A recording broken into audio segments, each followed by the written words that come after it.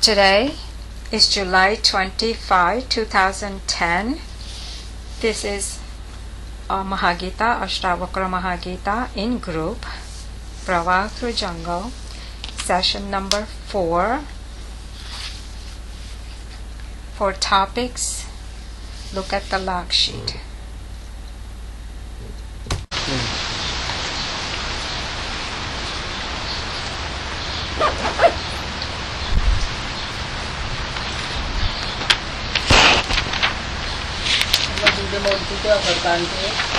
જેવી રીતે દરેક સિરિયલની અંદર તમને ટીવીના શો બતાવે છે એમાં જ્યારે બીજો એપિસોડ શરૂ થાય એટલે એ લોકો શું કરે છે, અત્યાર સુધીમાં શું આવી ગયું એની વાત કરતા હોય છે.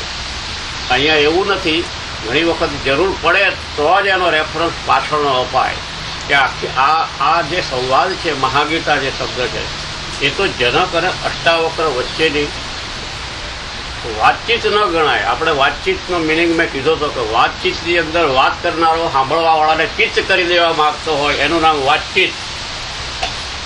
બે પહેલવાન લડતા હોય એટલે બીજાને ચિત્ત કરી દે, એવી રીતે બોલવામાં પણ એવું હોય છે કે તમે બોલો અને બીજો તમારા પકડમાં આવી જાય, એનું નામ વાતચીત કહેવાય. એકલી વાત નથી. અને વાત કરવામાં શું હોય છે, એટલા માટે આ મહાગીતા છે એને સંવાદ કીધો છે, સમ્યક વાત, બેલેન્સિંગ. અને પાત્ર જોઈને વાત કરે. જેમ કે અષ્ટાવક્ર તો મારી સામે એટલા બધા બેઠા, જાણે જનક એટલો બધો તૈયાર થઈ ગયો હોય અને હવે જનક અષ્ટાવક્રને કહેતો હોય એવું લાગે છે. મારું સ્થાન જનકનું થઈ ગયું ને તમે તો અષ્ટાવક્ર બધા થઈ ગયા. એ અપસાઇડ ડાઉન થઈ ગયું છે. પણ આ મહાયાત્રા છે અને એ ઇનવિઝિબલ. જનકે જે બેઝિક પ્રશ્ન પૂછ્યો એના ઉપરથી આ વાત આવી. અને એને જેવી રીતે બુદ્ધને તકલીફ થઈ હતી, રાજાનો છોકરો હોવા છતાં એને અમુક દ્રશ્યો દેખાયા એટલે બુદ્ધને અંદરનો દીવો હતો એ જાગી ગયો. અરે જો લાઈફનો આ જ મિનિંગ છે, ખૂબ મિલિયોનેર હોય કે રોડ ઉપરનો ભિખારી હોય, if it the same thing is happening, then there is something I have to find out what is exactly the life is. એટલે બુદ્ધે જે મહેનત કરી એની પછવાડે, મહેનત તો કોઈ કરતું જ નથી. બુદ્ધે તો મહેનત કરી, ખાવાનું છોડી દીધું, એટલું બધું એણે બધું જ શરીરને જેટલું કષ્ટ અપાય એટલું આપી દીધું, છતાં એને અંતરથી એવો આનાથી તને કશું જ નહીં મળે. એટલે એણે તરત ખાધું એટલે બધા એની આજુબાજુવાળા છોડી ગયા એને કે આ બુદ્ધ તો હવે બગડી ગયા. જાણે હોય ને કે પોતાની રીતે ન જે ચાલતું હોય એને એમ જ લાગે કે પેલી વ્યક્તિ બગડી ગઈ, એટલે બુદ્ધને બધા છોડી ગયા. એ જ બુદ્ધ એકલા આગળ વધ્યા અને અંદરની યાત્રા એમણે શરૂ કરી. આ એવી જ યાત્રા છે. બુદ્ધે જે યાત્રા શરૂ કરી, અને વિચાર કરો આ જે બધા બહારના વસ્તુ છે ને એ એક સાંકેતિક છે. જે સંકેતને સમજતો હોય છે એ વ્યક્તિ આગળ એનું છે. બુદ્ધને ક્યાંય ખબર ન પડી કે આ શું થઈ રહ્યું છે. ऐसे ही वो घूमता ही रहा, मगर उसको जब ज्ञान प्रकट हो गया एक वृक्ष के नीचे. इसीलिए मैं सबको कहता हूँ, तुम वृक्ष को वृक्ष बोलते हो मगर ये योगी रूप होता है. जब योग कोई भी मन, हमने लास्ट टाइम पर भी बात हुई थी कि आदमी मर जाता है, और मर जाने के बाद उसकी बॉडी को बांधते हैं इंडियन, या तो कॉफिन में लगा देते हैं, गाड़ी में निकालते हैं, फ्यूनरलों में यहाँ 3 दिन तक रखते हैं. और इंडिया में क्या है 24 घंटे में उसको जला देते हैं. मगर एज सुन एज बॉडी में से जब निकला जो है वो, कोई इसको मन बोलता है सब इंद्रियों के साथ, कोई आत्मा बोलता है. जैसे ही निकला इमीडिएटली दूसरा शरीर पकड़ लेता है. Immediately within no second आँख की झपकी लगे वो जन्म ले लेता है. वो रुकता नहीं है. हमको लगता है फिर 10 दिन के बाद हम विधि करते हैं, उसके साथ रिलेशन है, तोड़ देते हैं. ये गलत बात है. ये ऐसा होता ही नहीं है. तो ये जब योगी का बहुत, योगी हम अपनी भाषा में योगी बोलते हैं कि भाई मेहनत करते हैं, कपड़ा बदल लेते हैं, जंगल में जाता है, बॉडी को कष्ट देता है और फिर वो योगी कहला, कुछ चमत्कार दिखाता है, उसको योगी बन के हम उसको योगी है वो तो समाधि की अवस्था होती है। उसके बॉडी तो कोई भी हो सकता है, ये वृक्ष है, ये योगी ही है। तो उसके नीचे बैठ के बुद्ध को ज्ञान, तो उसने बोला क्या, बुद्ध जब आंखें खोली ना, 3 ही वर्ड, 3.5 वर्ड बोले थे और कुछ नहीं बोले थे, कोई सामने नहीं था, मगर वो 3.5 वर्ड है ना, वो 3.5 गांव तक आवाज थी, सबको लगा, इसलिए सब बुद्ध को सुनने आ गए। तो बुद्ध ने क्या बोला था मालूम है, निर्वाण। तो बुद्ध जो बोले उसमें से कोई वर्ड निकाल के किसी ने निर्वाण मंत्र बना दिया, इसलिए नवकार मंत्र भी हो गया, जैनिज्म शुरू हो गया। तो ये बात ऐसी है। और पहले हम सूत्र लेते हैं, आगे क्या हुआ। तो जनक को प्रश्न हुआ, क्योंकि उसने लगा, उसको जो ड्रीम आया था उसका समाधान ये अष्टावक्र ने किया कि तू जो देख रहा है वो भी गलत है या तो वो भी सच है। अगर तू सच मानता है तो सपने को भी सच मान और ये बाहर को भी सच मान। अगर तू झूठ मानता है तो सपने को तू झूठा बोलता है, सुबह में उठकर वो सपना, ये तो सच्चा नहीं होता है, साला तू सारा दिन बिताता है, वो भी झूठ है, मगर तू सच मान के चलता है। दोनों ऐसा नहीं चलता है, दो बैलेंस नहीं है। इसीलिए कंपैरिजन के लिए एक ही बात ध्यान रखना, स्वानी लोग, हम सब्जी लेने जाते हैं, कुछ भी है तो वजन का कांटा होता है, वो दोनों पल्ला होता है, उसमें जो कांटा है, ये कांटे के ऊपर जो लेने वाला है ना और देने वाला है, दोनों, बेचने वाला और खरीदने वाला, दोनों की आई नजर क्या होगी, वो कांटे के ऊपर, पल्ले के ऊपर नहीं। तो जब उसके ऊपर होगी, जो जब बैलेंस में आ गया, दोनों पल्ला सफर है, तो बेचने वाले को लगेगा कि चलो मैंने ज्यादा नहीं दिया है, और जो खरीदने वाला है उसको लगेगा कि चलो मुझे कम नहीं मिला है। तो ये दो पल्ला क्या है, एक संसार का है, दूसरा संन्यास का है। दोनों पल्ला अगर इक्वल होता है, उसमें से सम वर्ड होता है। सम का मतलब ही सम्यक मीन्स बैलेंस। इसलिए वो वर्ड सभी जगह हम यूज करते हैं। Balance of mind, that is सम्यक माइंड। जिसका माइंड बैलेंसिंग होगा, उसको कोई भी ऑब्स्टेकल आएगा, प्रॉब्लम आएगा, संसार में आएगा, उसको किसी को पूछने नहीं जाना पड़ेगा। सम्यक का मतलब ही शंकर भगवान की तीसरी आंख, that is the third one. ये कांटा है, कांटा यहाँ लगा है, अगर दोनों इक्वल हो गए दोनों साइड, तो समझो कि यू आर ए विनर। तो जनक को ऐसा लगा कि ये मुक्ति कैसे मिलती होगी, ज्ञान कैसे मिलता होगा, वैराग्य, क्योंकि उनको किसी ने, कोई पंडित ने बताया होगा कि बिना वैराग्य तुमको ज्ञान मिलने वाला नहीं है। इसीलिए उसने तीसरा क्वेश्चन भी साथ में लगा दिया, अष्टावक्र को पूछा कि वैराग्य कैसे हो सकता है। तो अष्टावक्र ने दूसरे अध्याय में उसने 20 जवाब दिए थे, क्योंकि जनक को बोला कि देख जनक, तू क्या है, तू क्या नहीं है, ये पहला समझ ले। तेरे पास क्या है, तेरे पास क्या नहीं है।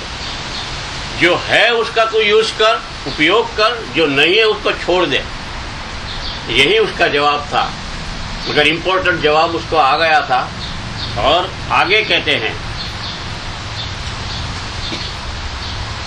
आज 25 जुलाई है ना, ये क्या है। अब तीसरे अध्याय में जब पहले अष्टावक्र ने क्या बोला, ये सबको मालूम है कि तू क्या है, तू आत्मा है, तू बॉडी नहीं है।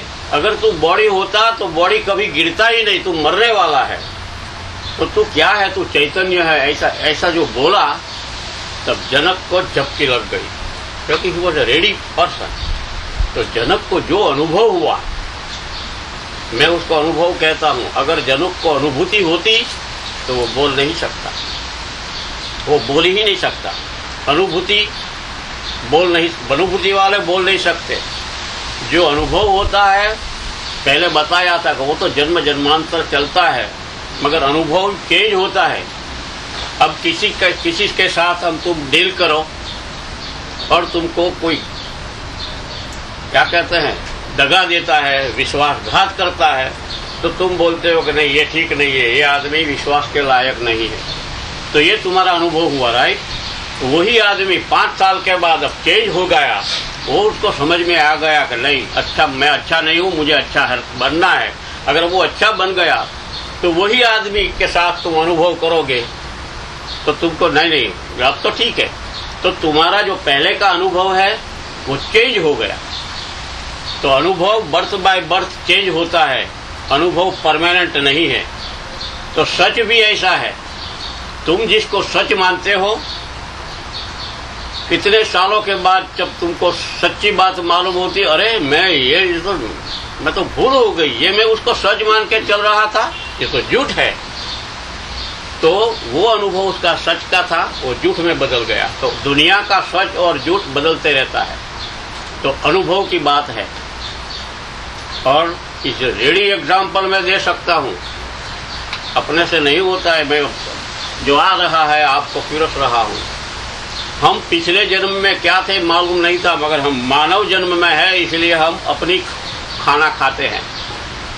अगर ये शरीर छूटने के बाद या तो पिछले शरीर में अगर हम एनिमल थे तो हम हाथ थे ही नहीं, खाते थे कैसे, मुंह से डायरेक्ट खाते थे। तो ये अनुभव हाथ का अभी चेंज हो गया, पहले का चेंज था।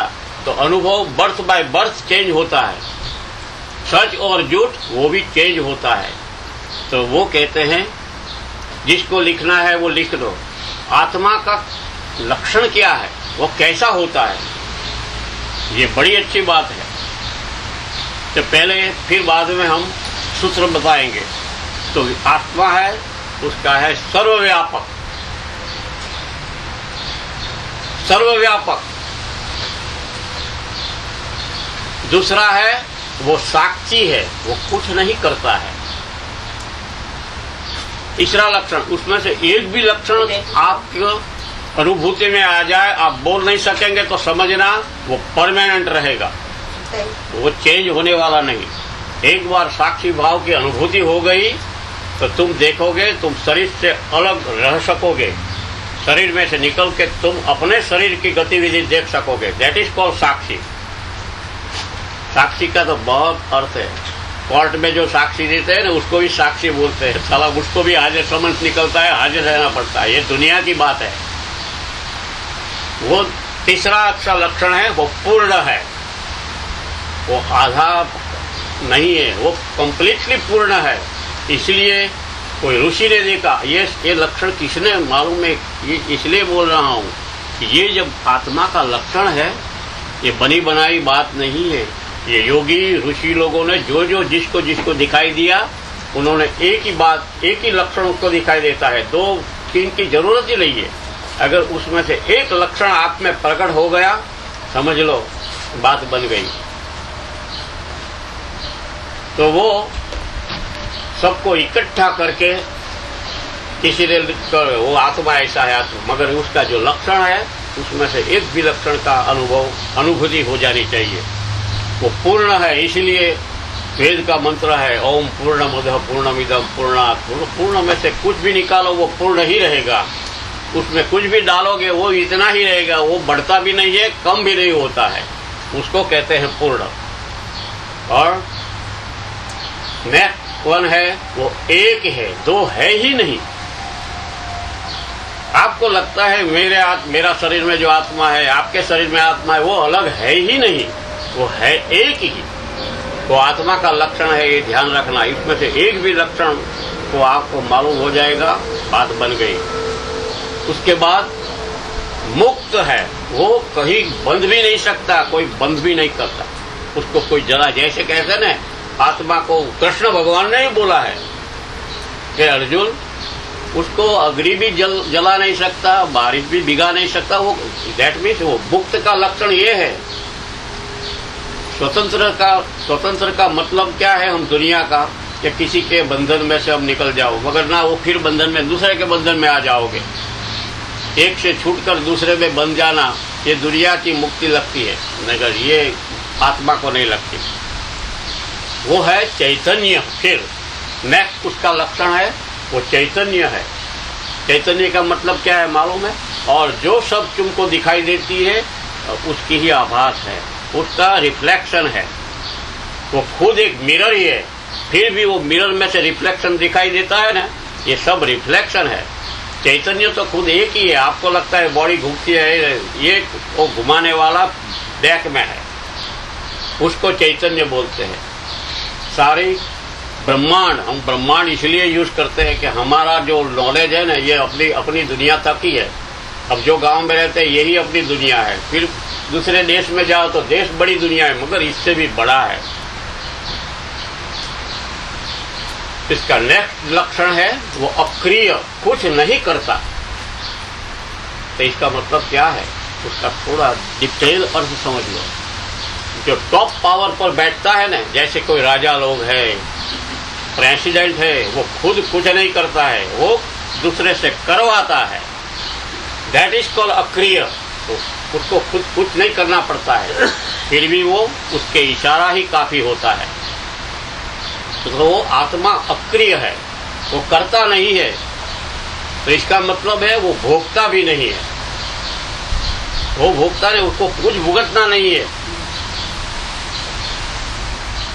नेक्स्ट वन इस असंग, उसको किसी का संग नहीं है, वो असंग है। उसके बाद आता है वो निष्पृह, बड़ा वर्ड है। निष्पृह का मतलब कोई स्पृहा नहीं है, उसको कोई विष होती ही नहीं है। लोग गलत बात इस्तेमाल करते हैं, जो हो गया भगवान की मर्जी, भगवान को कोई मर्जी होती ही नहीं है, तुम भगवान के माथे थोप देते हो। निष्पृह है, आत्मा का ये लक्षण है, वो निष्पृह है। किसी से उसको कोई एक्सपेक्टेशन नहीं है, आशा नहीं है। उसका हम दुनिया के वर्ल्ड में ट्रांसलेट करें तो इतना ही होता है, जैसे हमें कुछ लेना देना नहीं है। लेना देना दोनों साथ में है, लेने का ना भी देने का भी नहीं है, वो अलग हो गया। जिसको लेना भी नहीं है और देना भी नहीं है, छूट गया वो, तो वो निष्पृह बोलते हैं। दूसरा नेक्स्ट वन, वो शांत है, इसलिए वो पकड़ में नहीं आता ना, शांत है। अगर उसके आगे प्र लगा दो तो कोई नाम पकड़ लेता है कि हम प्रशांत है, मगर ऐसा नहीं है। मगर वो इतना शांत है, बहुत शांत है। वेरी अपने ही बॉडी में रहता है, दूसरे की बॉडी में रहता है, सब एक का ही पार्ट है, सब हम अलग अलग मानते हैं। नेक्स्ट वन इज निर्दोष, उसको कोई दोष नहीं लगता, कोई दोष नहीं लगता। हमारी आंख बंद, वो मार्क से सब दोष निकालती है, मगर उस आत्मा को कोई दोष नहीं लगता, वो निर्दोष है। ये अष्टावक्र का बताया हुआ लक्षण है। और दूसरा नेक्स्ट वन, स्वयं प्रकाश, उसको कोई लाइट देने वाला नहीं, खुद वो प्रकाशित है, क्योंकि वो दूसरे को प्रकाश देता है, इसलिए उसको स्वयं प्रकाश। उसमें से ही शंकर का लिंग जब निकलता है, ज्योतिर्लिंग 12 ज्योतिर्लिंग है ना, वो कहता है वो स्वयं प्रकट हो गए। उसको कोई बनाता नहीं है, स्वयं प्रकट हो गए, इसीलिए स्वयं बोलते हैं उसको।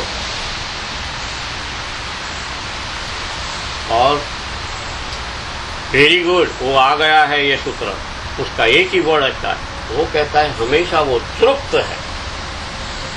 वो इतना तृप्त है, वो तृप्ति जिसने चखी हो तब अनुभूति हो जाएगी, सच्ची तृप्ति वो है। और वेरी इंपॉर्टेंट, गहन, वो गहन इतना वो छुपा हुआ है, इतना छुप गया है, आपका पकड़ में नहीं आता है। याद रखना हो, कोई भी बुक में अगर तुम किसी संत और महात्मा का कोई भी वक्तव्य पढ़ लो, ये 100% ट्रू हो ही नहीं सकता, वो इतना गहन है। वो क्योंकि वो एक को ही मिलता है, जिसको मिल गया ये सब लक्षण उसको प्रकट हो गए। क्योंकि ये बाला के जैसे पिरे हुए मणके होते हैं ना, अगर एक लक्षण की अनुभूति हो गई, समझ लो कि शाही माला पूरी हो गई, जुड़ गए सब, और वो किसी को बता नहीं सकेगा, वो कोई भी बोल ही नहीं सकेगा। उसकी सब इंद्रिया, उसी को सच्ची समाधि बोलते हैं, उसको सब कुछ दिखाई देगा, वो सबको इशारा भी कर सकता है। जहां भी बैठा हो, जंगल के कोने में बैठा हो, उसको कुछ करने की जरूरत नहीं है, वो तो अक्रिय है। वो खुद ब्रह्मरूप इसलिए हो जाता है।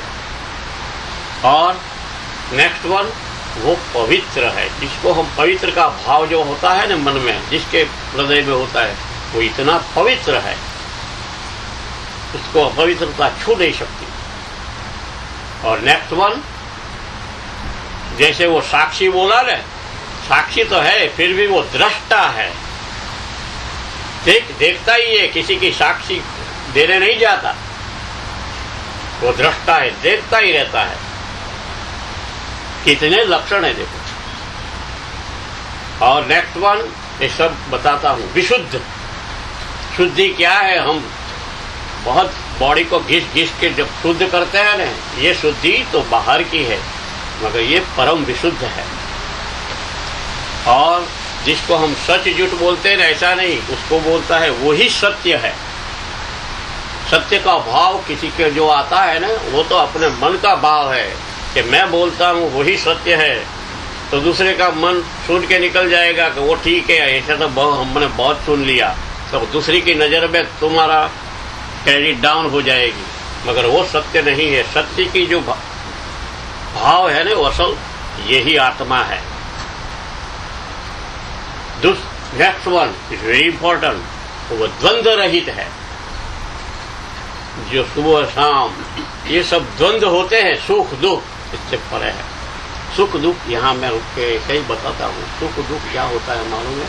हमको लगता है कि हम सुखी हैं, तो वो क्यों, कौन बोलता है? मन को जब सुखी लगता है ना, तो बॉडी कभी कभी तो साला बेड में पड़ा होता है, बॉडी बीमार होता है, मन कभी सुखी भी होता है, साला अलग है, ऑपोजिट है। और बॉडी बहुत अच्छी होती है, बिल्कुल हेल्दी होता है, साला वो मन में दुखी होता है। तो दुख और सुख ऑपोजिट हो जाता है एक ही शरीर में। मगर ये आत्मा है, वो द्वंद्व से परे है। नेक्स्ट वन, द्वंद्व रहित से लिए जिसको करना है, एक प्रयोग में देता हूं। अपने आप खुद प्रयोग करके देख लेना और मान लेना। मैंने एक बार बताया कि तुम मंत्र कैसे काम करता है, मन में ही बोलने का होता है। एक एटलीस्ट बेड में से बाहर निकलो, एक बार तुम धीरे से मंत्र मन में रट के बाहर निकलो, धीरे धीरे धीरे धीरे करके क्या होगा मालूम है? कैसे वो बना रहा है। अभी तो मैं मुद्रा में आई थी, मुद्रा की एक है, उसमें क्या है, जब मुख मुद्रा में क्या होता है, तो तुम्हारी वेन्स है ना, जब हार्ट है ना, उसमें धक धक धक ऐसा होता है ना, वो सब सारे बॉडी में जहाँ भी तुम टच करोगे ना, थोड़ा थोड़ा तुमको लगेगा कि कुछ न कुछ वेन चलती है। इसलिए तो वो वैद्य लोग यहाँ नाड़ी देखते हैं, नाड़ी में धबकारा होता है। वो धबकार के साथ अगर ताल मिला सको, जैसे कोई एक अकेला ओम बोले, तो ऐसा जैसे हृदय की धबकार होती है, ओम ओम ओम ओम, तो वो क्या होगा, वो मंत्र है ना, हार्ट में चला जाएगा, हार्ट में जाके ब्लड के साथ मिलेगा, ब्लड के साथ सारी बॉडी में घूमेगा। और ये मंत्र है, ये मंत्र है, ये वर्ड समझ लो। क्योंकि मंत्र क्या होता है, वो दिखाई नहीं देता, जैसे मन दिखाई नहीं देता है, मंत्र दिखाई नहीं देता, मगर अपना काम इफेक्ट खुद देखने ला। वो ब्लड में जाके फिर ब्लड के पीछे जो दिखाई नहीं देने वाले हमारे बॉडी में जो छोटे छोटे बिंदु है, जो पावर बिंदु बोलते हैं उसको, विस्फोट होता है, योगी को भी होता है। तो जो जो बंद हुए हैं ना, उसमें चला जाएगा। और उसके पीछे वो भी अंदर से तुमको हृदय की धबकार तुमको सुनाई देगी, मंत्र की धबकार वो छुप जाएगी, मगर वो छुप के हृदय के साथ ताल मिलाएगा। जैसे गाने वाले बजाने वाले के साथ दोनों का ताल मिलता है ना, हृदय की धड़कन और मंत्र की धड़कन दोनों की ताल जब मिलेगी, तब असल म्यूजिक पैदा होगा। वही सच्चा संगीत है। और वो संगीत कहाँ से निकलेगा मालूम है? ये बीच वाला अनाहत चक्र है ना, जो शंकर भगवान का स्थान यहाँ है, वो अनाहत चक्र में से वो गूंजेगा मंत्र। और ये मंत्र गूंज के तुमको ब्रह्मनाद, उसको यहाँ से दिखाई, जो आवाज आती है ना, बंद करके तुम सुनोगे तो दरिया की आवाज सुनाई देगी, मगर ये बाहर की आवाज है, मगर अंदर की आवाज होगी, तो उसको बोलते हैं ब्रह्मनाद। जिसको ब्रह्मनाद एक बार सुनाई देगा, वो ये आत्मा के सब लक्षण ऑटोमेटिक प्रकट हो जाता है। उसको फिर बुक देखने नहीं पड़े कि मुझे होता है कि उसमें से कौन सा है, कि ऐसा नहीं है। तो ये प्रयोग खुद कर लेना। तो द्वंद्व रहित का एक दूसरा भी मंत्र है, किसी को गुरु की जरूरत ही नहीं है। गुरु कौन है? तुम खुद अपने गुरु हो, उसके लक्षण देखो। गुरु कोई नहीं है मगर आत्मा खुद ही गुरु है, वो सबसे बड़ा है। गुरु का मतलब बड़ा है। तो वो कैसा होता है, उसमें ये लक्षण भी दिखा है। वो कहता है ब्रह्मानंदम। तो वो जो ब्रह्म का जो आनंद है वो साक्षात है। परम सुखदम, जो परम सुख है, जैसे हम सुख बोलते हैं ये गलत है, परम सुख देने वाला है वो परम सुखदम। फिर केवलम, वो अकेला ही है। तो वो केवलम का मतलब अकेला ही। गिन लो कितना होगा, एक लक्षण कितने है ये मंत्र में लगाया है, श्लोक में लगाया है। केवलम ज्ञान मूर्ति, द्वंद्वातीतम, द्वंद्व से रहित, गगन सदृशम, आकाश जैसा बात। तो वो कोई आदमी तो हो ही नहीं सकता, ये खुद का आत्मा है। मेघ वर्णम शुभांगम, शुभ अंगम, उसके सब अंग शुभ है, ये वो आत्मा है।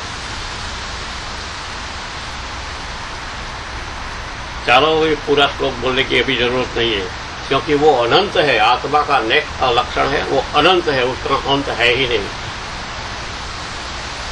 और नेक्स्ट वन है वो नित्य है। उसमें से जो लक्षण दिखाई दे उसमें 2.5 अक्षर वाला खास ध्यान रखना हो, तो बहुत इंपॉर्टेंट है। नित्य, नित्य का मतलब हमेशा रहने वाला, कुछ चेंज भी नहीं होता है। नेक्स्ट वन इज विमल, उसमें कोई अशुद्धि आ ही नहीं सकती, वो विमल है।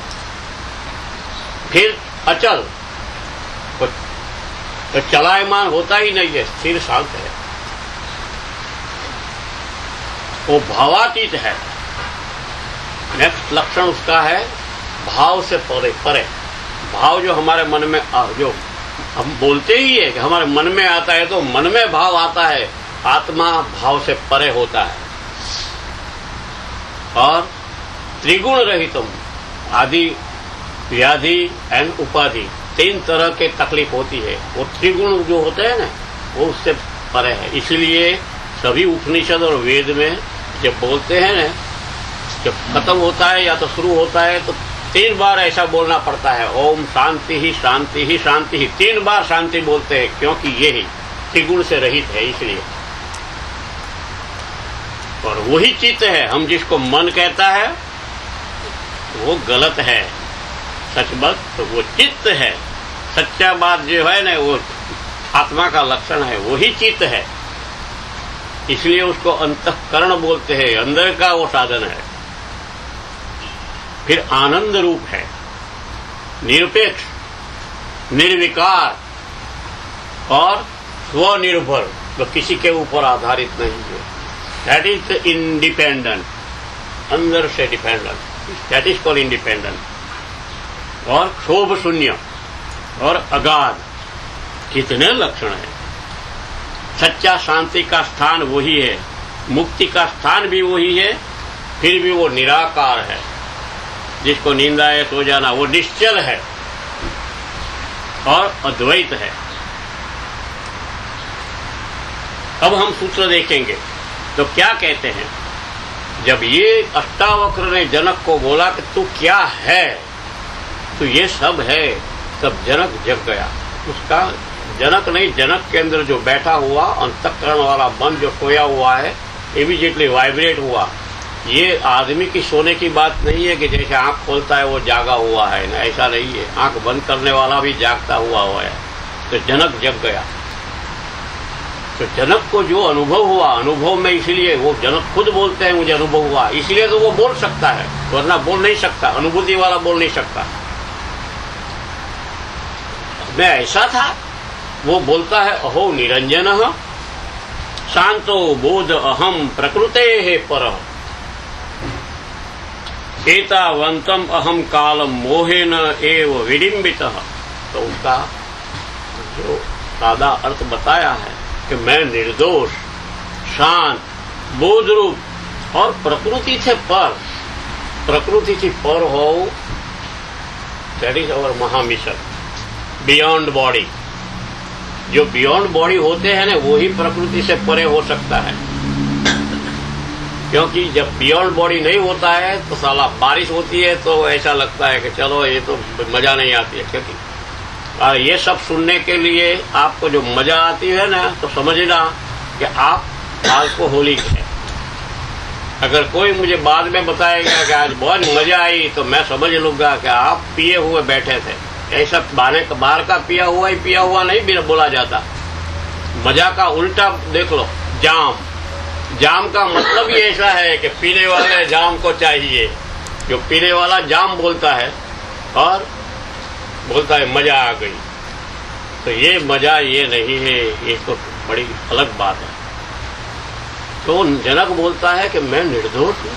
क्या अष्टावक्र जी कहा है, मैं निर्दोष हूँ। खुद को अनुभव हो गया, इमीडिएटली वो जग गया। क्योंकि जनक ही एक सारा हिस्ट्री में हो अभी तक, इवन इंक्लूडिंग गणेश को, तो कोई भी तुम देवता को पकड़ो, वेद व्यास को भी पकड़ो, मगर सुनकर किसी को ज्ञान नहीं प्रकट हुआ है। ये एक ही जनक का एक ही एग्जाम्पल, ओनली जनक। शायद आप में से कोई जनक हो जाए, मगर एक तो जनक वही है कि सुनकर ही इमीडिएटली वो ज्ञान प्रकट हो गया। सुनना बहुत बड़ी बात है। वो कहता है मैं प्रकृति से परे हूं, और आश्चर्य है मुझे उसको। उस आश्चर्य का दूसरा वर्ड ही चमत्कार है। उसका चमत्कार लगता है। जो हम बियॉन्ड बिलीव होता है ना, हमारा मन जो बिलीव कर सकता है, उससे उसके परे की कोई बात होती है तो हमको चमत्कार लगता है। जैसे कोई बीज बोता है, वो इमीडिएटली गुलाब निकल आता है, तो तुमको अरे ये इतनी देर में कैसे गुलाब आ गया, तो ये चमत्कार लगता है। तो जनक को भी चमत्कार लगा, आश्चर्य हुआ कि ये क्या हो गया। आप बोले और प्रकट हो गया। तो इतने लंबे अरसा तक, क्योंकि उसको तो बच्ची थी, सीता उसकी बेटी थी ने, राम के साथ ब्याह किया। इतना मैं बड़ा हो गया, इतनी मेरी उम्र बढ़ गई, तो इतने समय से मैं क्या कर रहा था। तो फिर उसको पिछले जन्म भी दिखाई देंगे। जनक को 7 जन्म प्रकट हो गया, 7 बर्थ। उसको लगा कि ये 7 जन्म से ये मैं ऐसा था, तो ये मैं क्या कर रहा था। तो उसको लगा कि इसको ही मोह कहते हैं। मैं मोह ने मुझे ठग लिया। लोग तुमको ठगते हैं ऐसा नहीं है, खुद मन अंदर बैठ के मोह ऐसा प्रकट होता है, तुमको ठगता है और जन्म जन्मांत तक तुमको साथ में चलाता है वही मन। इसलिए जनक कहते हैं कि अब मुझे कोई मंदिर में जाकर किसी देवता के सामने हाथ जोड़ने की जरूरत ही नहीं रही। कोई भगवान है ही नहीं, मैं खुद ही ऐसा हूं। तो लोग मैं प्रकृति से परे हो गए, तो वो दूसरा इंपॉर्टेंट सूत्र ही हम लेते हैं, जो बताते हैं कि यही अहो अहम नमो मह्यम। वो कहता है मैं खुद को नमस्कार करता हूं। तो खुद क्या है, जनक बोल रहा है। इसका मतलब क्या हुआ, हमने शुरू में बता दिया था। जब कोई बोलता है तो उसका मन ही मुख का उपयोग करके बोलता है, तब कोई मन है। इसलिए मन ही देवता, मन ही ईश्वर, मन से बड़ा न कोई, ऐसा गीत भी है। तो ये मन बोलता है। जब तुमको कोई भी ऐसी अनुभूति होगी तो समझना क्या होगा मालूम है, ये अनुभूति तब होती है जब मन लो प्रोफाइल में चला जाता है। इसीलिए सभी शास्त्र ऐसे कहते हैं, अहंकार छोड़ दो, अभिमान छोड़ दो। अभिमान मुकी देने आंधड़ा, तारो नर्तन सुधरे नखोदरे। ऐसा जब बोलते हैं, सब एक ही सेंटर पॉइंट ये है कि अभिमान को तुम छोड़ दो, अहंकार छोड़ दो। इसका मतलब कौन छोड़ देगा, मन थोड़ा शांत होता है, नीचे आता है, कहता है कि चलो ठीक है, तब उसको ये सब मालूम होता है। मगर जब ये मालूम होता है तब मन अकड़ जाता है, उसको लगता है कि हम भी कुछ कम नहीं। तभी ये होता है मैं खुद को नमस्कार करता हूं, तो मन कहता है अब मुझे किसी को नमस्कार करने की जरूरत ही नहीं है। अरे ये मैं क्या हूं। तो ये कहते हैं हो अहम नमो मह्यम विनाशी यश्च नास्ति में ब्रह्मादि तमसपर्यम जगन्नाथे अपि निश्चित। वो कहता है क्या है, ब्रह्मा से लेकर तृण तक, ब्रह्मा तो किसी ने देखा नहीं है, हमने तृण देखा है। वो कहता है जगत में जो भी कुछ तुमको दिखाई देता है वो नाश होने वाला है। ब्रह्मा से तृण सारा जगत विनाश हो जाएगा। जैसे प्रलय बोलते हैं, अभी किसी ने फोरकास्ट किया है कि नेक्स्ट 100 ईयर्स में ह्यूमन कोई होंगे ही नहीं, मनुष्य जाति नष्ट हो जाएगी। तो वो कहता है जनक सारा जगत का विनाश हो जाएगा, कोई बात नहीं, फिर भी मेरा विनाश होने वाला नहीं है, ये मुझे अनुभूति हो गई। तो ऐसा मैं हूं, इसलिए मैं अपने को ही नमस्कार कर लेता हूं, ऐसा बोलता है वो। क्यों? मैं कितना आश्चर्यमय हूं, मेरे अंदर कितना आश्चर्य भरा हुआ है। मैं साला पढ़ पढ़ के कुछ न कुछ ऐसा लगा कि मैं पंडित हो गया, ज्ञानी हो गया है, वो तो कुछ नहीं है। मैं खुद ज्ञान का भंडार हूं, प्रकट हो गया। इसलिए वो खुद को चमत्कारिक बोलता है। नेक्स्ट वन में ये बोलता है, हर एक 4 सूत्र है, 4 सूत्र में उसका बिगिनिंग यही है कि मैं खुद को ही नमस्कार करता हूं। अहो अहम नमो मह्यम एकम अहम देहवान अपि क्वचित गंता न आगंता व्याप्य विश्वम अवस्थितः। उसका अर्थ समझ लो, मैं आश्चर्यमय हूं, मुझको मेरा नमस्कार है। मैं देहधारी होते हुए भी अद्वैत हूं। उसको ऐसा लग गया कि मैं ये देह तो मेरा कितना, क्योंकि उसका 7 वर्ष प्रकट हो गए, उसको दिखाई दिया क्या है। मैं देहधारी हूं, फिर भी मैं अद्वैत हूं। इसलिए जनक का एक और टाइटल दिया गया है, जनक विदेही बोलते हैं उनको सारे हिस्ट्री में। रामायण में भी उसको जनक विदेही बोलते हैं। देह वाला फिर भी देह बिना देह का, दैट इज कॉल्ड विदेह। सच्चा अर्थ ये नहीं है। सच्चा अर्थ ये है कि देह में होते हुए भी, देह में रहते हुए भी जिसको अनुभूति होती है कि मैं अलग हो सकता हूं, मैं अपने देह को खुद देख सकता हूं। हिस्ट्री में ऐसे भी एग्जाम्पल सबको मालूम होगा या पढ़ा होगा या तो किसी ने सुना होगा कि हॉस्पिटल में किसी का ऑपरेशन चल रहा हो, वो ऑपरेशन जिसका हो रहा है खुद अपना ऑपरेशन देख सकता है। ऐसा भी हिस्ट्री में है। That means he can be separated from the body. ये भी हो गया है। तो जनक यही कहता है कि देह होते हुए भी मैं अद्वैत हूं। क्यों? उसको ऐसा लगा कि मैं कहीं जाता ही नहीं। मेरे मन को लगता है कि इधर से निकल दूसरा बॉडी ले लिया, तीसरा बॉडी ले गया, मगर मैं तो एक ही हूं, दूसरा कोई है ही नहीं। न आता हूं न जाता हूं और विश्व में व्याप्त होकर स्थित होता हूं। तो वो खुद को विष्णु बोलता है, जो सबको व्याप्ति का मतलब ही विष्णु होता है।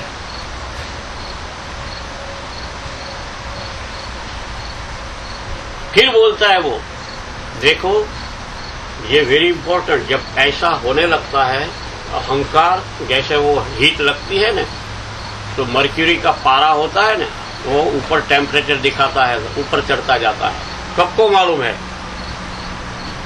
सबको मालूम है।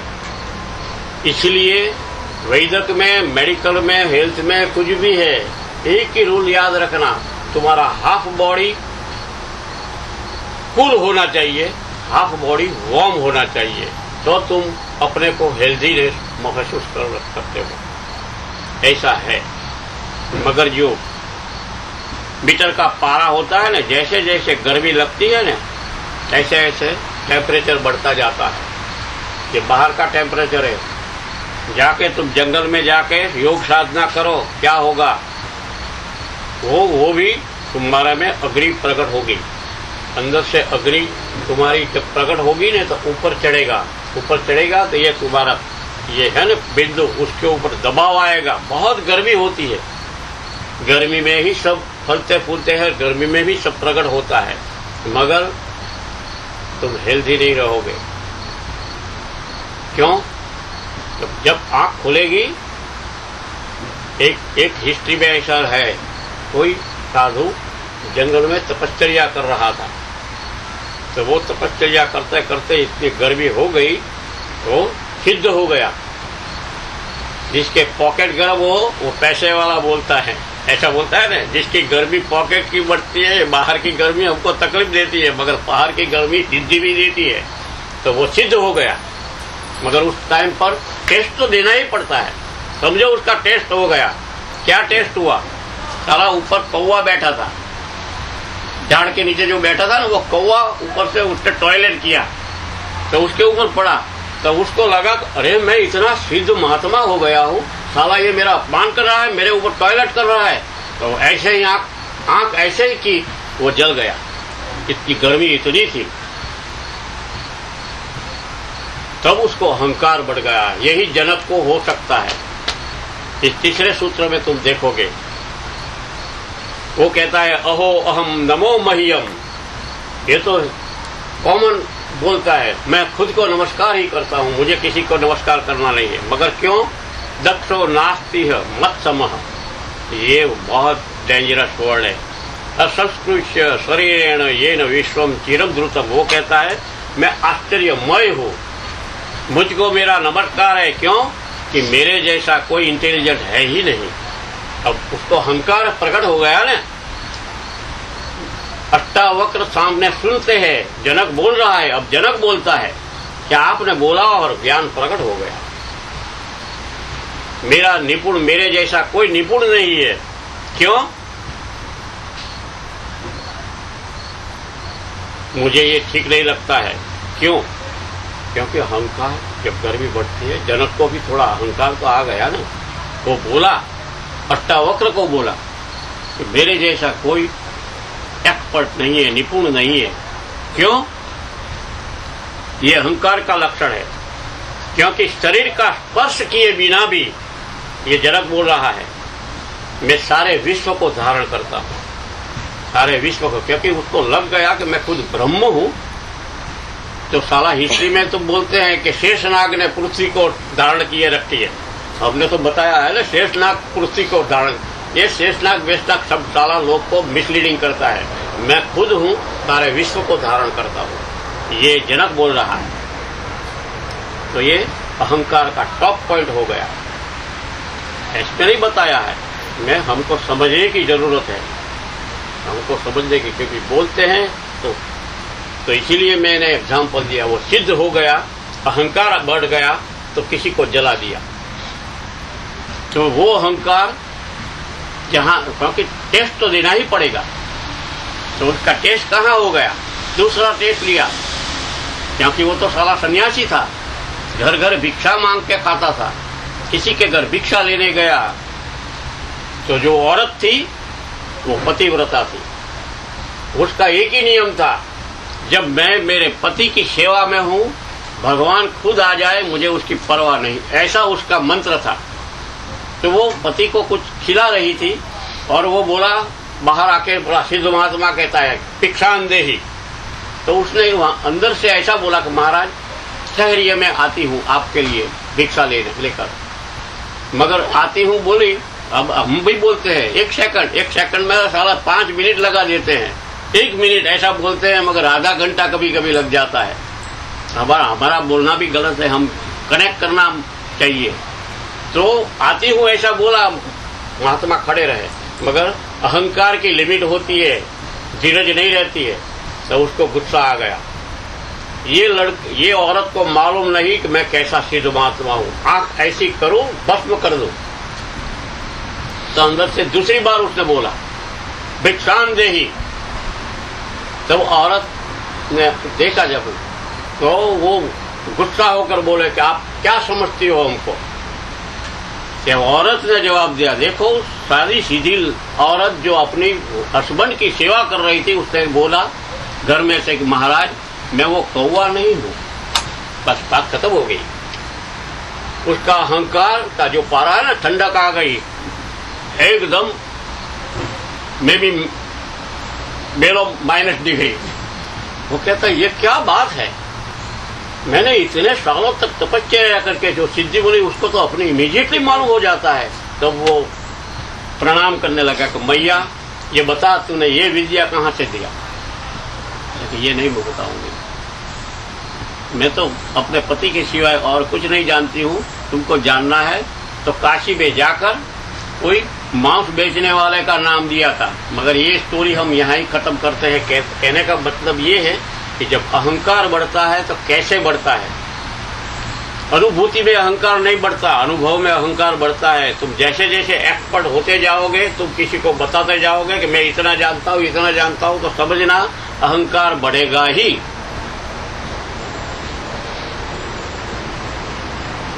तो वो कहता है ये अनंत देहो किसी एक आत्म तत्व द्वारा ही धारण किए जा रहा है। आप समझो, बहुत बड़ी बात की है जनक ने, क्योंकि उसके पीछे रहस्य है। वो अकेला का मतलब क्या है कि एक ही आत्म तत्व सारे विश्व में प्रकट है, व्याप्त है। हम बीच में दीवार खड़ी कर करके ये बॉडी में घूम रहे हैं।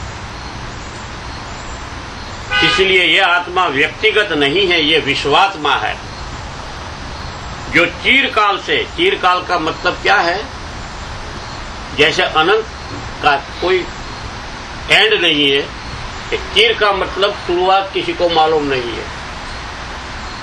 तो उसका प्रतीक क्या है, आपको किसी को मालूम हो तो बताइए कि अनंत का प्रतीक क्या है, जो हम देखते हैं, हमने पढ़ा भी होगा, सुना भी होगा। किसी को मालूम न हो तो मैं बताता हूं कि जैसे एक स्टोरी पुराण में दी गई है कि विष्णु और ब्रह्मा का नाम तो सबने सुना होगा। देखो, ये स्वयं जन्मा है, किसी के बर्थ ऐसे बॉडी से नहीं लिया है, फिर भी उनके अहंकार कैसे होते हैं, दोनों में टक्कर हो गई। क्योंकि ब्रह्मा का प्रकटीकरण विष्णु की नाभि से हुआ है, ऐसा दिखाई देता है। तो विष्णु ने बोला कि भाई देख, तू सारे संसार को मैंने बोला है कि तू सर्जन कर, इसलिए तुझे ब्रह्मा बोलता है। साला तू बड़ी माँ है मगर मेरे से बड़ा नहीं है, हा? तू तो मेरा बच्चा गिना जाता है। ब्रह्मा कहता है क्या है, जो मैंने सर्जन किया है तो आपका भी सर्जन मैंने ही किया होगा। इसमें दोनों को टक्कर हो गई। दो अहंकार जब टक्कर होती है तो गड़बड़ होती है। तो उन दोनों ने डिसाइड किया कि अच्छा, क्योंकि ओनली जज can decide who is the better one. तो जज ढूंढने निकले। जज कौन मिले? शंकर भगवान। उनसे पास गए। तीन ही देव थे, आदि देव कहते हैं। शंकर भगवान के साला ये मानमा, अगर मैं ब्रह्मा को बोल दूंगा तो साला विष्णु के साथ हमारा संबंध खत्म हो जाएगा, विष्णु के बोल दूंगा तो ब्रह्मा से गड़बड़ हो जाएगी। इसलिए बेटर है कि उनको सच्ची बात मालूम होनी चाहिए कि क्या है। तो खुद वो लिंग बन गए। तो दोनों को बोला कि देखो, एक ऊपर जाओ, एक नीचे जाओ। जो पहले ढूंढ के लाएगा कि मेरा बेस क्या है, बेस कहाँ है और ऊपर टॉप कहाँ है, वो जो पहले बताएगा वो बड़ा होगा। वो दोनों दिशा में चले गए, वापिस ही नहीं आए, क्योंकि वो अनंत था। That is the Shivling. Shivling is a symbol of अनंत।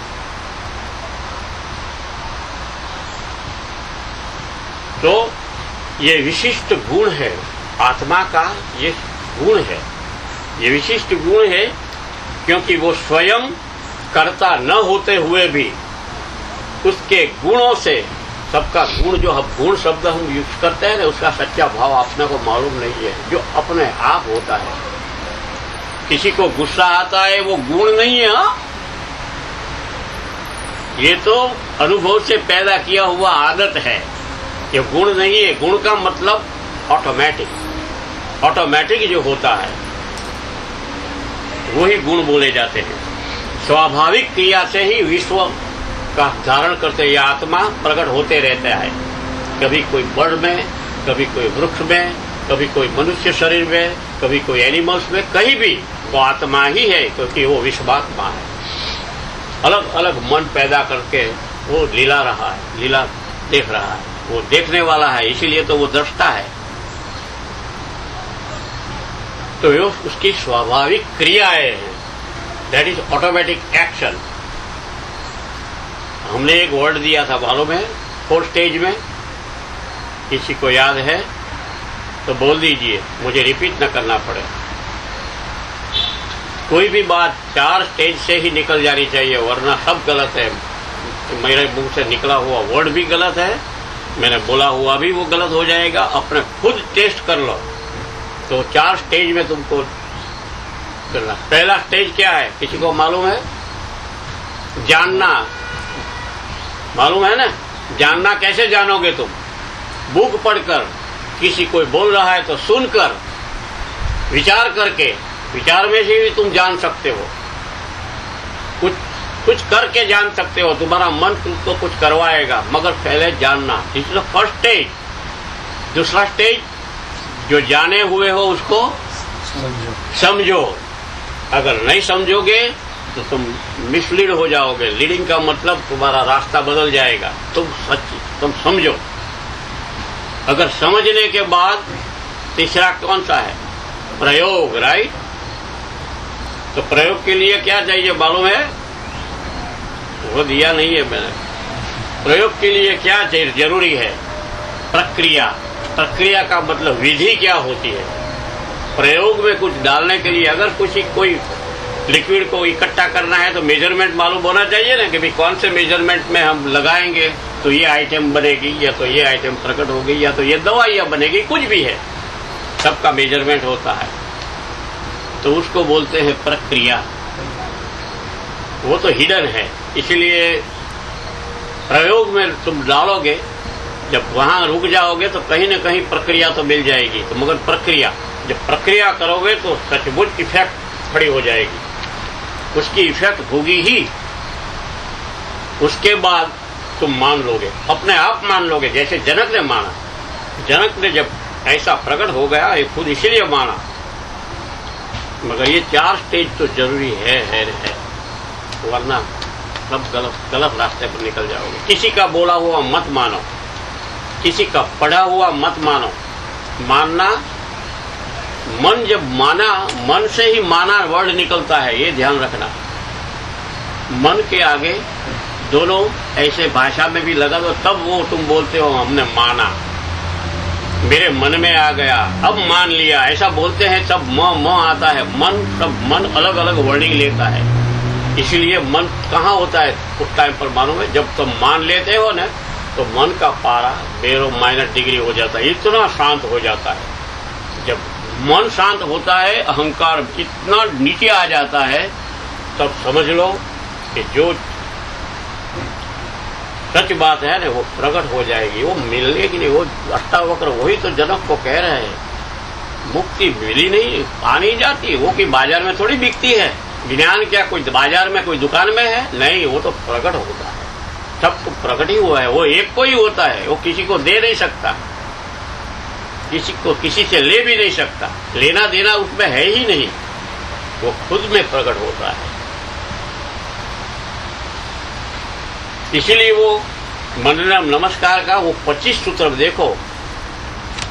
पहले में एक ही सूत्र में जनक ने 3 प्रश्न कर दिए, और 20 सूत्र में अष्टावक्र ने उसको बताया तू क्या है, तू क्या नहीं है, वो बताया। और जनक ने दोनों मिला के 25 सूत्र में अपना वक्तव्य प्रकट किया है। उसमें से हमने 4 ही इम्पोर्टेंट पिकअप हो गया है। मैंने किया है ऐसा मैं बोल नहीं सकता, मानो या न मानो। तो अपने आप आते हैं कि यही इम्पोर्टेंट है। जनक क्या बक कर रहा है, अपने से क्या मतलब? जनक का है हमको काम नहीं आएगा, क्योंकि वो तो जनक का खुद का अनुभव है। किसी का अनुभव किसी को काम नहीं आता, ये याद रखना। तो खुद का अनुभव है। किसी को कोई चीज पसंद पड़ गई खाने की, तो इसका मतलब ये नहीं है कि सबको पसंद आ जाएगी। वो तो उसका खुद का अनुभव है, वो अनुभव दूसरे को दे नहीं सकता। तो यही बात है, इसीलिए 4 सूत्र इंपॉर्टेंट थे। तो लास्ट में क्या है, ये 3 सूत्र हमने बोल दिया। लास्ट में क्या है? न अहम देहो। जनक लास्ट में बोलता है मैं देह नहीं हूं, मैं बॉडी नहीं हूं, ये तो मुझे मालूम हो गया। वो बोलता है न मैं देहो, ये बॉडी भी मेरा तो है ही नहीं। अगर मेरा होता तो जहां तक मैं रखना चाहूं रख सकता हूं ना, मगर ये नहीं रहता है। इसका मतलब यह है कि ये बॉडी भी मेरा नहीं है और मैं खुद भी बॉडी नहीं हूं। जीवो न अहम ही चित, मैं जीव भी नहीं हूं। हमने जीव जो वर्ड दिया है ना, जीव में क्या होता है, क्योंकि समझने के लिए भाषा का उपयोग करना पड़ता है, तो जीव कंटेन्स 24 एलिमेंट। ये 24 वर्ड है ना, 12, 5, ये जो फिगर है ना, जो फिगर का इंटरेस्ट वाला है ना, जिसको फिगर में इंटरेस्ट हो उसके काम आने वाला है। 24 है तो गायत्री का मंत्र का अक्षर 24 ही है। 24 element. I have a list. वो ये हम डिटेल में नहीं जाने वाले, मगर ये है जीव, उसको जीव बोलते हैं। तो जनक बोलता है मैं जीव भी नहीं हूं। अयम एव ही मे बंध आसिद्या जीविते स्पृहा। क्या उसने बोल दिया? वो कहता है कि मैं देह तो नहीं हूं और देह भी मेरा नहीं है, मैं जीव भी नहीं हूं। कारण क्योंकि मैं चैतन्य हूं। उसको अनुभव आ गया कि मैं चैतन्य हूं। मगर तो प्रॉब्लम क्या हुआ? अभी तक जो मेरा बंधन था, जन्म जन्मांतर से जो मेरा बंधन था, वो कौन सा बंधन? जीने की चाह, जीने की जो इच्छा है, मुझे अभी और जीना है, मेरा बच्चे भी बड़ा करना है, मुझे ऐसा कर, जीने की जो इच्छा है, मुझे ये करना है, मुझे ये करना है, ये तो वासना है, अलग अलग वासना है। मगर खुद को जीने की इच्छा है, इसलिए तो वो बर्थ लेता है। कितने बर्थ लेता है? इसलिए वो मन को जब इच्छा होती है मैं और भी जीऊं, और भी जीऊं। तभी किसी ने बोला है, मुझे याद आ गया, जीने की कोई चाह नहीं, मरने की कोई राह नहीं। ऐसा एक फिल्म का संगीत का वर्ड है, ये मैंने करेक्ट कर दिया। ये है, ये जनक के मुंह से निकला है। वही मेरे लिए बंधन था। तब उसको प्रकट हो गया, उसको मालूम हो गया कि तो अभी तक बंधन क्या था। जीवन धारण करने की जो इच्छा थी उसकी, तो वही वासना थी उसकी। और जब जीने की इच्छा होती है तो वासना की लंगार लगती है। जब बॉडी तुम लेते हो तो तुम्हारे बच्चे भी होते हैं, तुमको और भी किसी की कंपनी की जरूरत होती है, अकेला अच्छा नहीं लगता है। क्यों? क्योंकि जो विशेष है ना, जीने की इच्छा है ना, वही, वरना एकाकी ही, ये सब एकाकी ही होता है। एकाकी का मतलब तो मैंने बता दिया था, आई थिंक। मैंने का मतलब आप समझ लेना। हो, मैंने भी इसी तरह भी आपको पास आ गया था। तो ये बात हो गई। अब तो बड़ी बात इसमें क्या हुई? मन ही, मन बिना मन का कोऑपरेशन नोबडी गेट एनीथिंग। मन जैसे मूलाधार में गणेश कुंडलिनी शक्ति को दबाकर बैठ गए हैं, इसलिए ट्रेडिशन में क्या आ गया है? भगवान शंकर, हम बोलते हैं कि उनके पिता है, कुछ भी है, मगर गणेश को प्रसन्न न करो तो आगे जाने ही नहीं देता। कोई भी क्रिया में सक्सेस होने के लिए क्या होता है वो, ये बड़ी रहस्य की बात है। हम फिर भी बताए जाते हैं कि तुम कोई काम में सक्सेस तुमको मिलता है। कैसे मिलता है मालूम है? जो गणेश खुश होते हैं ना, तो वो क्या करते हैं? तुम्हारे बॉडी में 6 चक्र है, जो 6 चक्र है, ये चक्र का नाम तो बता दिया, सबको नाम मालूम है, इसीलिए रिपीट नहीं करता हूं। मगर वो हर एक चक्र में छोटी छोटी पंखुड़ियां है, और एक पंखुड़िया में छोटे छोटे बिंदु है। वो बिंदु पावर बिंदु है। तो गणेश जब खुश होता है ना, जैसे कोई राक्षस तपश्चर्या करता है, रावण ने भी की थी, सब राक्षसों ने, हमने पुराण में पढ़ा है। तो ब्रह्मा प्रकट होते हैं, बोलता है देखो क्या चाहिए तुझे? तो वो कहता है मुझे कोई मार न सके। तो वरदान देने वाला वो क्या कहता है? ऐसा नहीं बोलता है कि तू अमर हो जाएगा, ऐसा नहीं बोलता है। वो कहता है तथास्तु, बस ऐसा हो, बस। उसको खुद बीच में रखता ही नहीं है, क्योंकि वो गणेश का काम है। गणेश क्या करते हैं? जो चक्र में जो बिंदु, जो काम वो करने वाला है ना, ताकत देने वाला, वो बिंदु को वाइब्रेट करेगा। वो वाइब्रेट करके उसको सक्सेस देगा, तो वो खुश हो जाएगा, चलो मैं सक्सेस हो गया। मगर सफल होने वाला निष्फल भी हो सकता है। ये तो दुनिया का दस्तूर है, ये दुनिया की बात है। मगर गणेश की पूजा इसलिए पहले होती है। तो मुक्ति के लिए क्या है? ये जनक संकेत कर रहा है, देखो मैं जो भूल कर रहा हूं, जनक बोलता है, हाँ मैं भी नहीं बोलता हूं, मगर ये जनक का वक्तव्य है, मगर ये लिखावट में नहीं है, कहीं और से आया है। वो कहता है देखो संभल जाओ, मैं जो बोल रहा हूं उसके पीछे का संकेत जो है समझो।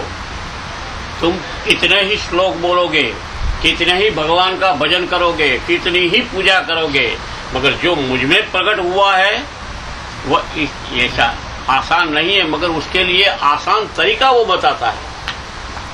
इसलिए जनक खुद कहता है कि मैं मुझको नमस्कार करता हूं, मुझको मिस हूं, मैं अपने मन को नमस्कार करता हूं। मन ने उसको कोऑपरेट किया, मन ने खजाना खोल दिया।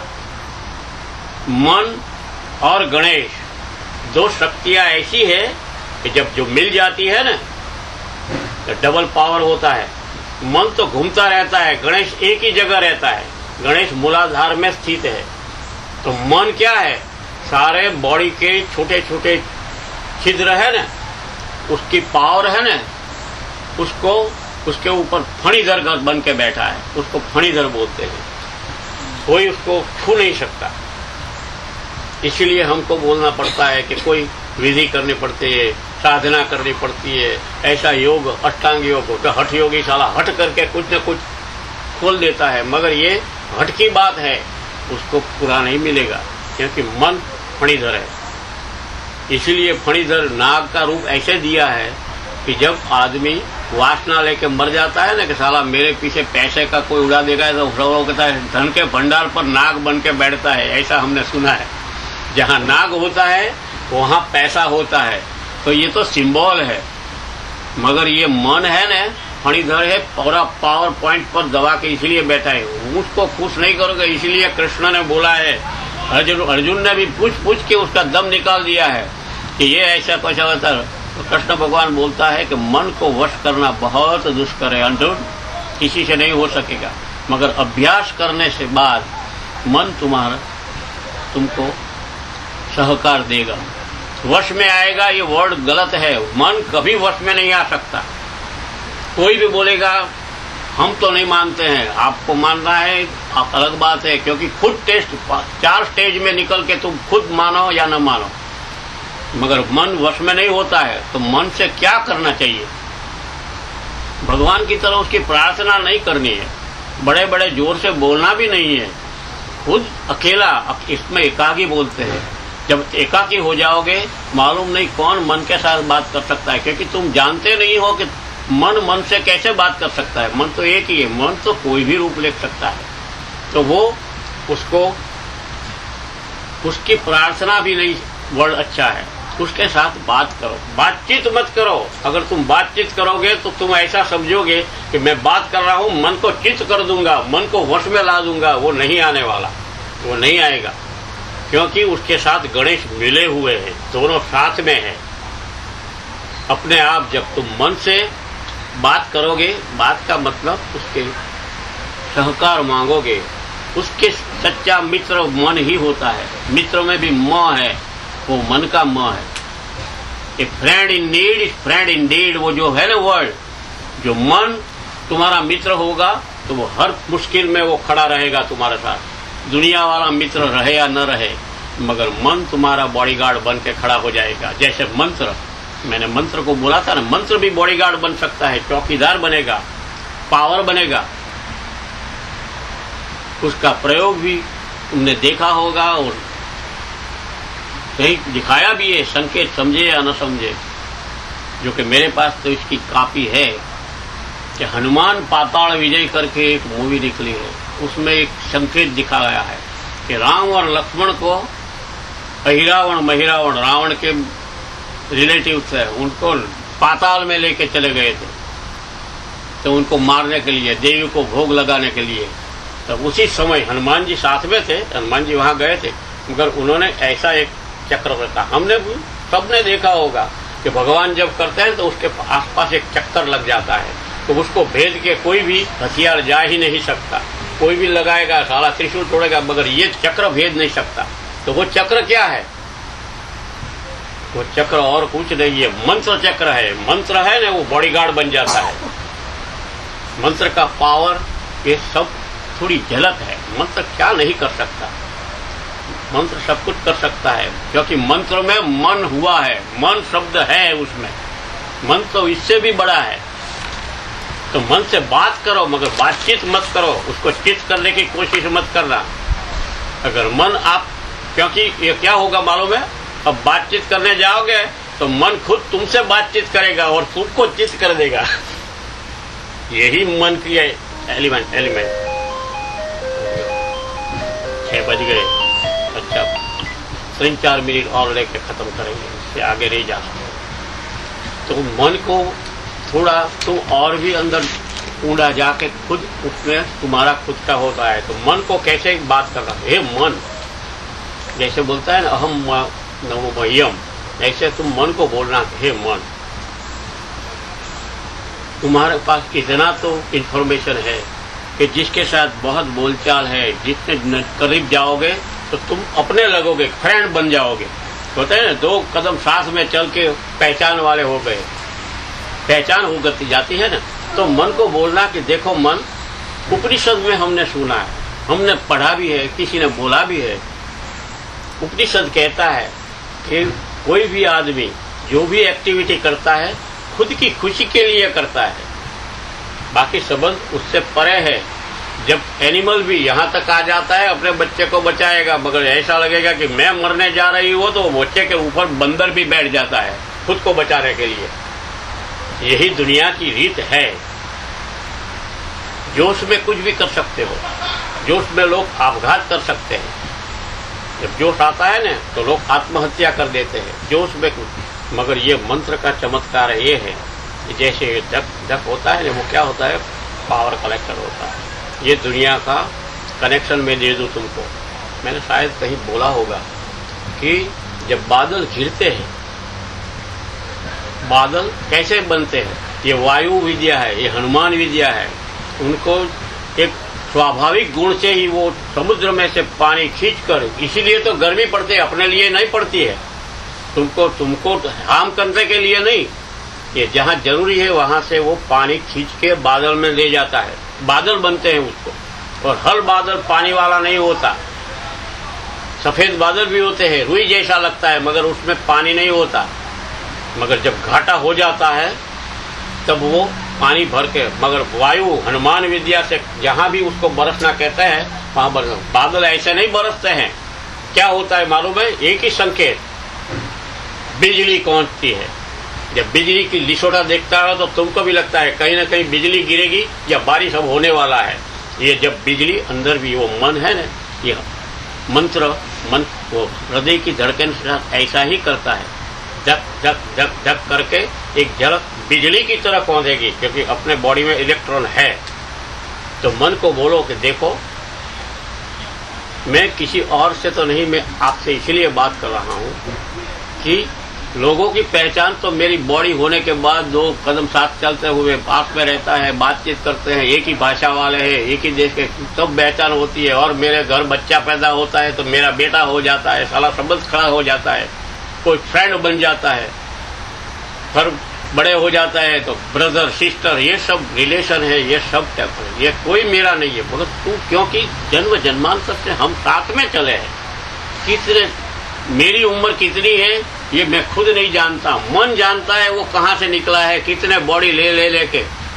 वो तो मिलियन ईयर भी हो सकता है, पृथ्वी पैदा हुई उससे भी वो मन प्रकट हुआ है। एक ही बॉडी में आप बैठा है तुम्हारे सामने, तो ऐसा लगेगा कि उसकी उम्र कोई पहचान नहीं सकता। बॉडी की उम्र तो सबको मालूम है, कोई 50 साल 60 साल मर जाएगा, निकल जाएगा। मगर मन की उम्र नहीं है, वो उसको मन को बोलता है। आत्मा और मन साथ में ही चलते हैं।